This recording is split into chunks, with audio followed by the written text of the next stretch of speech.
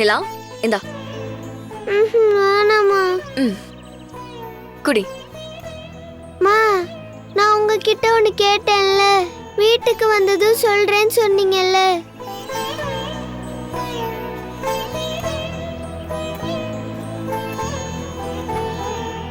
எங்களை ஏண்டி பாக்குற? உன் பொண்ணு தானே கேக்குறா. நீதானே அவகிட்ட வீட்டுக்கு வந்தோடனே பேசிக்கலான்னு சொல்லி கூட்டிட்டு வந்த. அததான் அவ கேக்குறா, பதில் சொல்லு.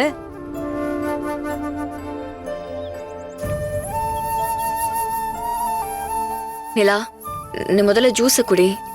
உன்கிட்ட நான் இதை பத்தி அப்புறமா பேசுறேன். முடியாது.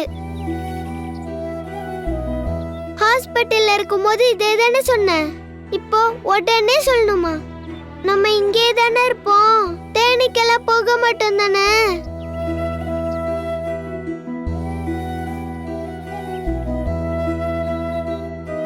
சொல்லுமா. நம்ம இங்கே இருக்கலாமா? எங்கேயும் போக வேணாமா? ப்ளீஸ்மா. நிலா, அம்மா தான் சொல்றேன்ல, நீ முதல்ல ஜூஸ் குடி. அம்மா அப்புறமா பேசுறேன். இல்ல, நீ என்ன ஏமாத்துற. நீ இங்கே இருக்கலாம்னு சொன்னாதான் நான் இந்த ஜூஸை குடிப்பேன். நிலா.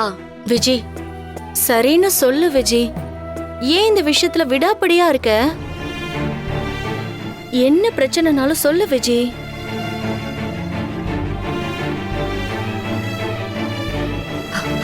இல்ல பிரியா, அப்படிலாம் எதுவும் இல்ல. நிலா, அடம் பிடிக்காம ஜூஸ குடி ப்ளீஸ். அம்மா பேச்ச கேட்க மாட்டியா? நீ என் பேச்ச கேட்க மாட்டேல, அப்ப நானும் உன் பேச்ச கேட்க மாட்டேன். நீ இங்கே இருக்கலாம்னு சொல்லு, நான் ஜூஸ் குடிக்கிறேன். இல்லனா திரும்பவும் மயக்க போட்டு நான் விழுந்துருவேன். ஏய், என்ன பேசிட்டு இருக்க நீ? நிலா, அப்படியெல்லாம் சொல்லக்கூடாதுமா. சின்ன குழந்தைங்களை பொறுத்த வரைக்கும் அவங்க ஆசைப்பட்டது எல்லாமே கிடைக்கணும்னு எதிர்பார்ப்பாங்க. அப்படி ஒருவேளை கிடைக்கலனா அவங்க ரொம்ப ஏங்கி போயிடுவாங்க.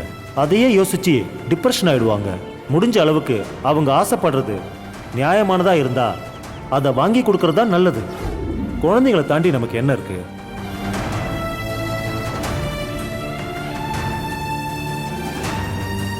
நிலா, உன் அம்மா உன்னை எங்கேயும் கூட்டிட்டு போக மாட்டா. நான் பாத்துக்கிறேன். நீ ஜூஸ குடி. இல்ல, நான் அம்மா சொன்னதை நம்புவேன். மா, நம்ம எங்கேயும் போக வேணாமா? ப்ளீஸ்மா. எனக்கு இங்க இருக்கிறது தான் ரொம்ப பிடிச்சிருக்கு.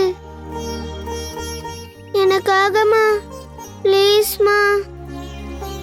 நான் சொன்ன கேளுமா.